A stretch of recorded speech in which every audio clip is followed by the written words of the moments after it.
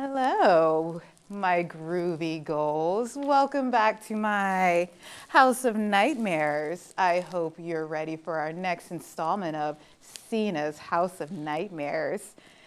With me, Sena Nightmare, and I guess Boris is here too. No, hey. I don't know how he keeps getting out, but he does, and he's here. He'll be providing commentary, though, as I explain to you the movies of the 1930s and 1940s. So please, come with me as we take a journey through that decade.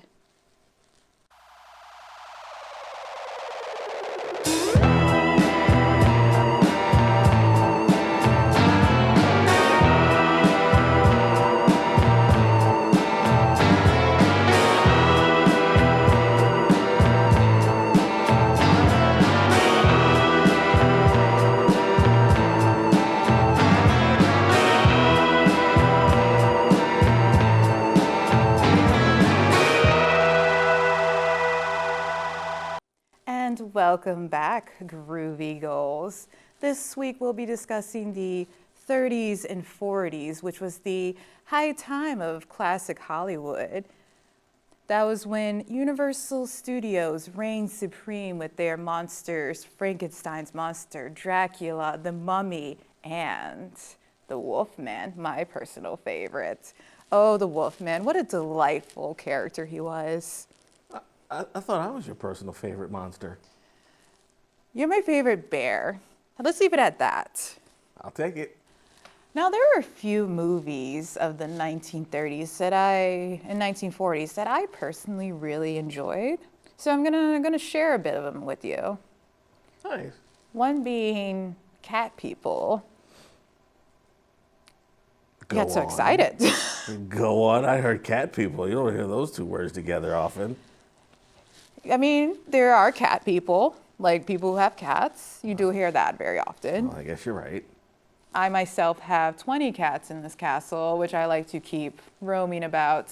They're not here right now, but I like to have them around. You'll tell me when they show up, won't you? You don't already know? Boris, you've been here for like 10 years. You don't already know? Oh, I know, but I don't like when being around when they're around. They're rambunctious. I don't like rambunked. Well, maybe I'll warn you next time, but at the same time, I feel like you should get used to them at this point. Okay. Eventually. Okay. Eventually. Do you need a paper bag? Should I get something for you? I'm okay. I just need to breathe. There's someone over there that could get. I don't know. They'll come in later. Okay.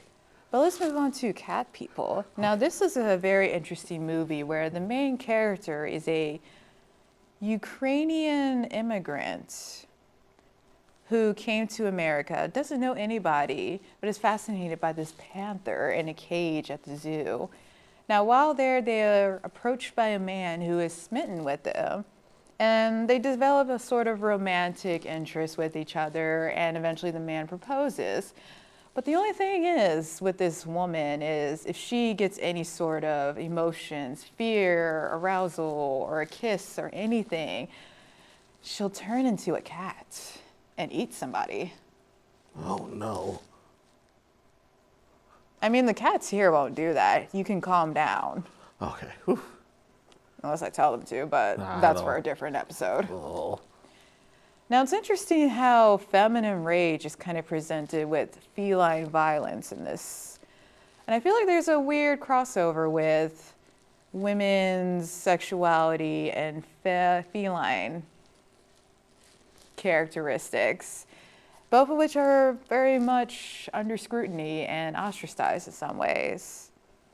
Like her in the movie, the caged panther is much like her, doomed to life, unworthy of love.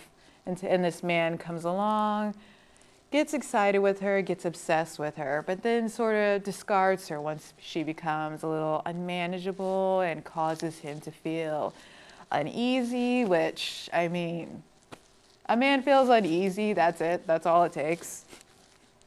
What a joke. Now, the 1930s and 40s had a lot of interesting roles to kind of explore different worlds.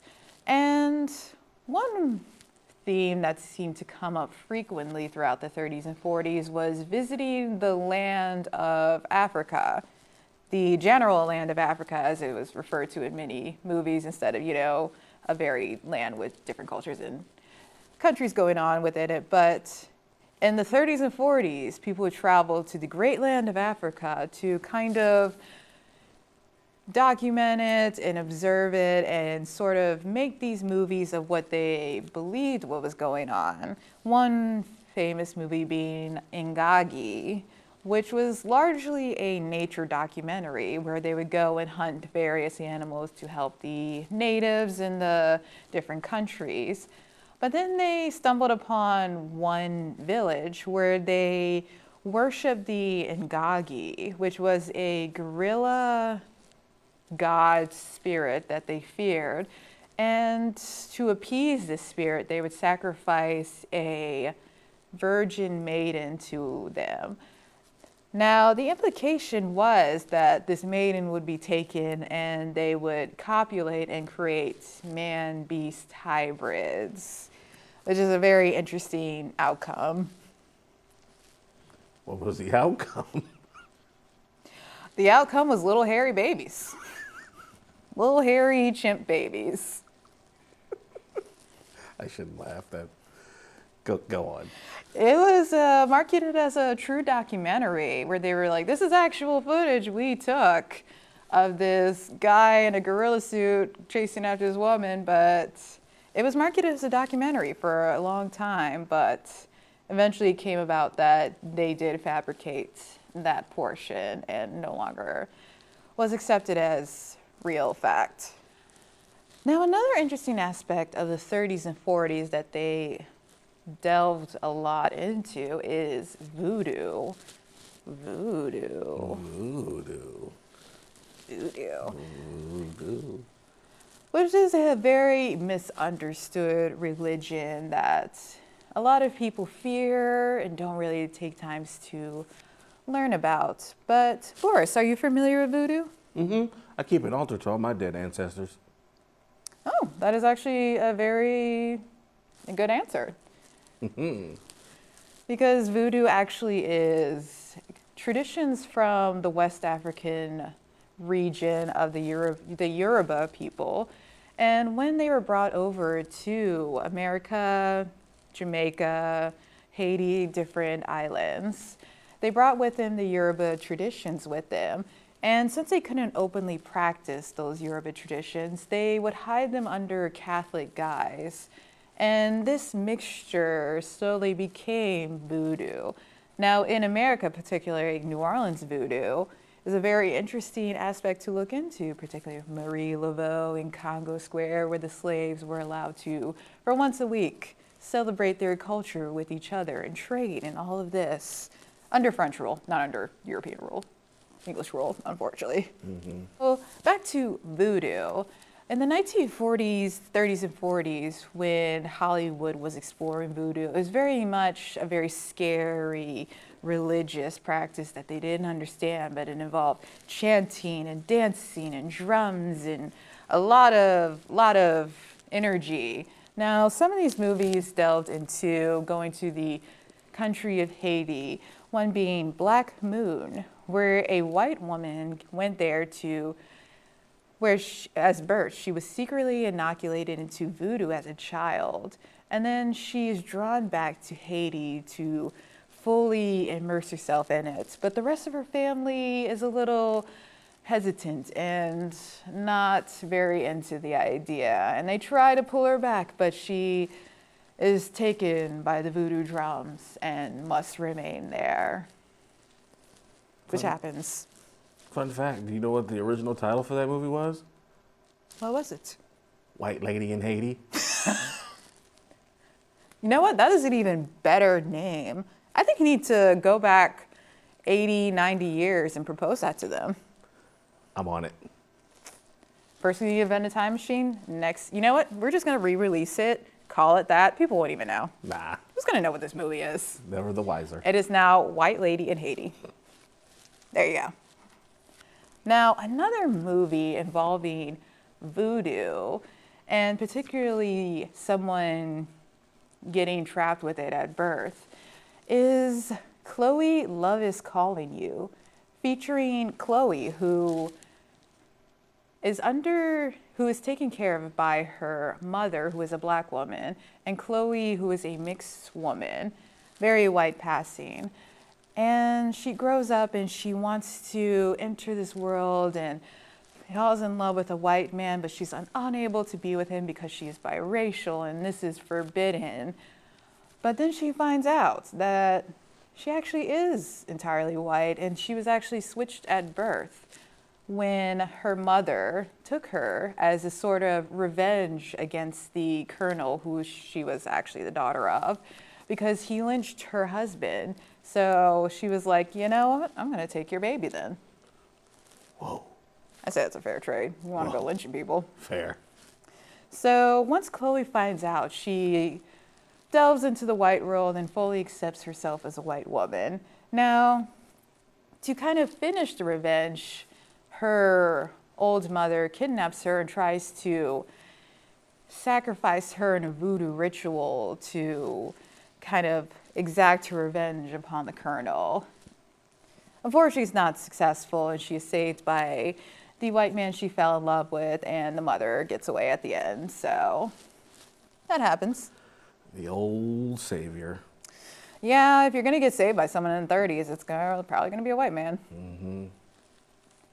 But there were many other movies that also delved into voodoo and ritual sacrifice, one being The Love Wanga, which also featured a biracial plantation owner who also fell in love with a white man who she also wasn't able to be with because of the biraciality. Wow.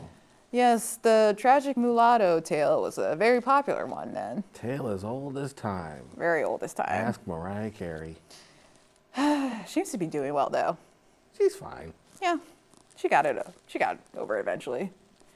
Now in this movie, the plantation owner falls in love with a white man who can't be with her, and instead this white man goes with another white woman because that is the sort of correct vision he sees. And he mentions that while he enjoyed her company while he was lonely, he cannot marry her because of the racial barriers and the racial blood between him. What a jerk. Yeah, yes, what a jerk. Now, because of this sort of discord, she decides to take this white woman and sort of put her under various voodoo spells. First, she attempts to put a death charm on her to get her sick enough to pass away. That doesn't work, unfortunately. So then she hires some zombies to resurrect and come after her. Again, that doesn't prove very successful. Now, in this entire movie, throughout this entire movie, there's another person who's pursuing her, another black suitor who is just like, we are of the same blood, we should be together, but she does not want to be with him. Oh, poor guy. Yes, primarily because he is black, and I guess she doesn't want to mix further in. Unfortunately. Now, there is, in the end, she tries to do a whole voodoo ritual to sacrifice a white woman, also unsuccessful. Also, again, rescued by another white man, different one from the other movie. I knew it.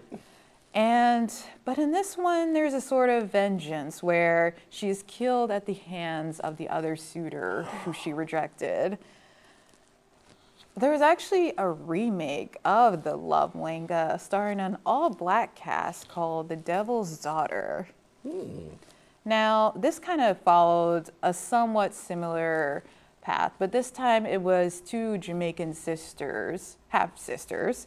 One went to America to pursue higher education, and the other one stayed behind to look after the plantation that their father owned. Now, once the father passes away, he leaves it to the sister who went to the U.S. Now, the sister who stayed behind in Jamaica is not very happy with that. Can't really blame her. I mean, she's been there the whole time. Yeah. And now it's like getting taken away from her. But she then tries to use voodoo to put the sister under a spell so that she can take over the plantation again. And again, there is a guy involved, not white this time. Oh, thank God. Yeah, don't need more of them. Now, in the end, it turns out that she doesn't actually know voodoo and just simply use various sort of like liquids she had to kind of put her under sleep. And it's interesting how this one ended though. Like she was the villain, but the sister forgave her and offered to even let her keep part of the plantation. Oh. Yeah, there's more redemption and a little more like a sympathetic eye. Yeah, that one doesn't sound so sad. Yeah. See what happens when you have an all-black cast? Sadly, it's a little more sympathetic. I mean, this is an all-black cast. It is. You are very black, Boris. You hesitated. I didn't like that hesitation. I didn't know how to. I guess you are a black bear. Thank you. You are. I recognize your racial identity. Thank you. I see you as a black bear. Thank you. Now we slowly move into films that were directed and produced more from a black producer and director, which. Surprising, when you start getting more black people behind the scenes, the themes start to change a little and portrayals. How so? Imagine that. One being The Son of Ingagi, which featured a middle-class black married couple who they get married and they plan to go on a honeymoon to Hawaii. However, something happens and the husband unfortunately loses his job. So then they have to move in with a neighbor who is a black female doctor who recently came back from Africa. But she also brought back something else with her. I know. What? She brought back a half man, half beast. Oh. Now this was although it is called Son of Ingagi, there is not really a connection to the earlier documentary Ingagi, even though it does involve a half man, half beast. But that's about the extent of it. Now, in this movie, the Ingagi, well, I guess he's not the Ingagi, the half-man, half-beast character accidentally kills the doctor in a fit of rage. And because they find this doctor dead, they assume it's the couple because they haven't seen the half-man, half-beast. So they go into a whole investigation. What happened here? What's going on? Now, the interesting thing about here is there's no white presence to sort of do the investigation or come to their aid. It's simply a black police officer. So it's more of the community effort coming together. Community. That's an important word. I like community. It is. Maybe I should let you meet the cats more. Well, I mean, that's, I don't know. Boris, the only way to make community is to put yourself out there. Sometimes you have to get a little uncomfortable. Oh, I'm uncomfortable. You know, that's a good sign. You're coming out of your comfort zone. I guess. A year from now, you'll be best buds. You'll be supporting each other. It'll be beautiful. You think so? And if not, they'll just eat you. I don't like that option. Now, with the rest of the movie. So eventually they do find the half-man, half-beast character. And in a surprising turn of events, they also find the $20,000 that was lying around the house to give to the couple. Wow. Which would make for a good honeymoon / marriage. Yeah. Now, it's interesting how with an all-black cast, it showed more dignity to the characters and definitely a wider range of economic levels. For one, it was a middle-class black family and also a black female doctor. So, look at that. Love to see it. And the screenplay was actually written by Spencer Williams Jr., who you're not old enough to know this. Amos and Andy. Have I put that show on in your room? Am I exposing you to historical shows? It sounds like a fun show. Is it a fun show? It was a somewhat fun show. It was a show that showed black actors at a time when there weren't many. The betrayal, however, wasn't as flattering as it could be, though. So it was a double-edged sword. Yeah. I guess with the 1940s, you take what you get, unfortunately. Now, the screenplay was written by Spencer Williams Jr., who would actually be recognized because of his screenwriting contribution and go on to make other films, one being The Blood of Jesus. You got very excited. Was it the blood or the Jesus? Both. Now, is it specifically Jesus' blood that excites you or all blood? All blood. Now, why'd you have to say it like that? I'm sorry. Why are you trying to creep me out now, Boris? I forgot where I was. I kind of lost myself there. Well, I guess I know what you really are now. Sorry. This entire time, I thought you were this sweet, cuddly bear. Now you over here trying to get my blood? Or anybody's blood? Sorry, the word blood just woke me up like the Winter Soldier. I'm sorry. And you know what? Now that I think about it, I did have to invite you into my house. Well, I'm here now, so. And you know what? A vampire isn't the worst thing in my house. I have had plenty of creatures. I've seen What's them. another one? I've seen them. Yeah, I've seen them. Now, the blood of Jesus was a very interesting sort of Christian cautionary tale where a woman who was just recently baptized, she comes home to her husband who is not as dedicated to faith as her, for he went hunting instead of being at church. How dare he? And he didn't even hunt anything. He just went to his neighbor's farm and just shot 2 hogs. Well, as long as he wasn't hunting bears. I guess that is a good point. Although you get more meat from bears. Wait a minute. You're right. I'm just saying. You're right. I just didn't like that I heard it out If loud. we're gonna shoot something and get the most meat, let's just make it a bear. Okay, I think we can move on. I think that's a good idea. But once she comes back and her husband just sort of accidentally drops the rifle and it accidentally shoots her. I know it sounds sketchy the way I said that, but it is actually an accident. He's not trying to take out an insurance claim or get rid of his wife or anything. It's not that kind of story. Okay. Now, once she is on the brink of death, she goes through this sort of afterlife and a sort of journey through the afterlife where she's presented with the crossroads of heaven and hell. Now, heaven, of course, is where she wants to go, but then sneaky devil comes up and is like, let's get her into hell. Boris, I don't like this side of you coming out. Sorry. We need to get you calmed down. Now, during this vision, well, she is actually traveling.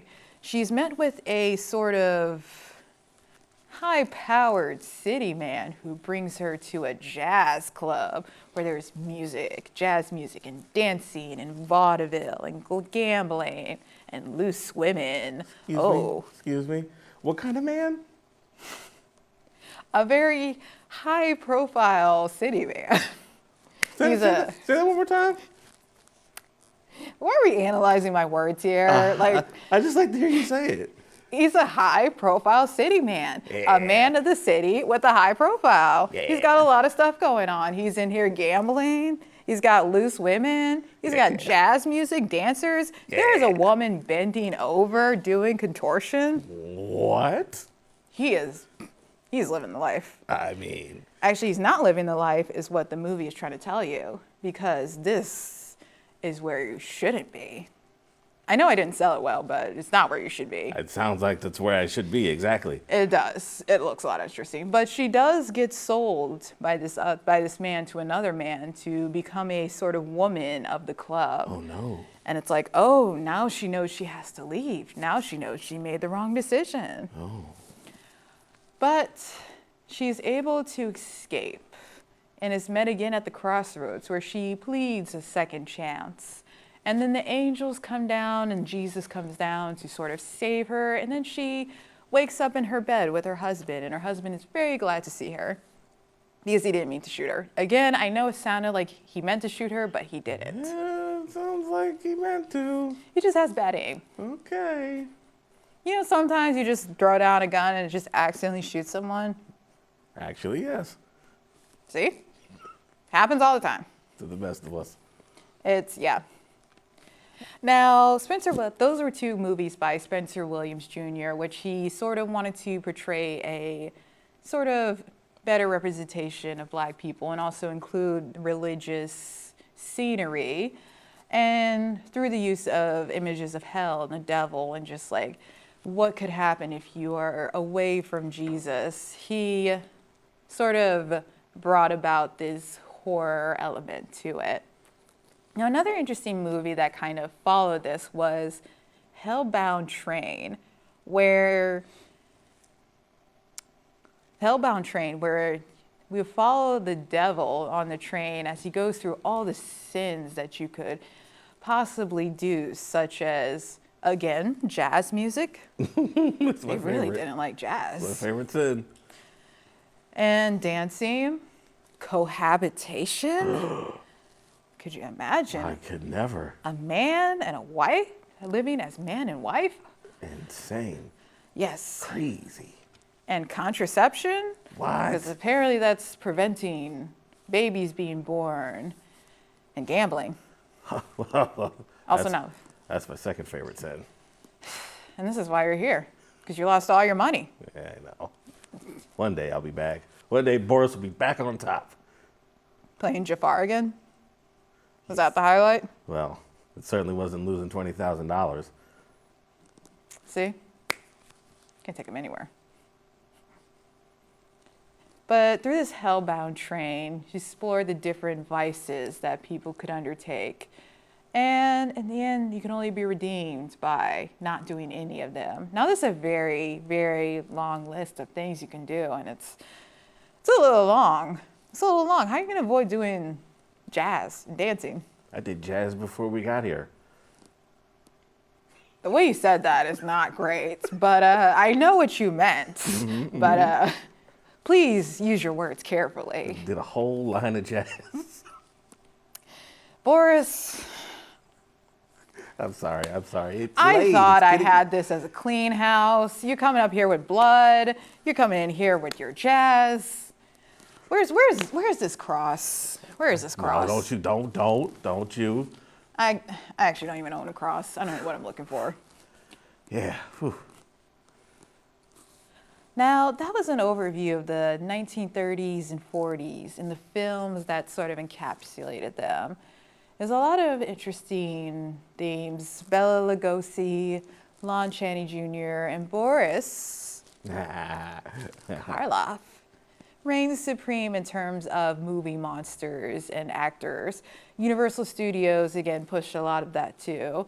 And a lot of the creature features that we have come to know and love, like Dracula, Frankenstein, the Mummy, the Wolfman.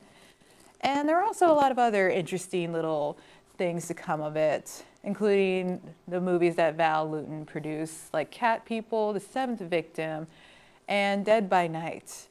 And there were also interesting explorations into various lands like Africa, the entire land of Africa, and Haiti, and voodoo and zombies. That seems to be a very fun place to go to and explore, apparently. Just ask those white ladies that are always there for some reason. Yeah, they seem to live, laugh, love, yeah, all in there. The 30s and 40s was a very fun, a very interesting time for that. And in the next episode, we will delve into the 50s, which was a lot of sci-fi, Red Scare horror, and see how otherization came into play. Now, any last words, Boris? Well, I learned a lot. I learned that Boris is a pretty awesome name. It is. I learned that I love this all black cast. Huh? You and me, yeah. Yes, you are a black bear. Yeah, you didn't hesitate that time. Love it. What else did I learn? I learned that I do too much jazz. And that's what this really was. This is really your intervention. I'm so glad you came to that realization. Boris, I'm here for you. Oh, that's too far. I can't reach that. I'm sorry. You got yourself, though. But I'm so glad you recognized that. I'm here for you. One step at a time. one step. Now, my groovy ghouls, enjoy a pleasant rest in your chambers, whether they be temporary or permanent. And I shall see you next time on Sena's House of Nightmares.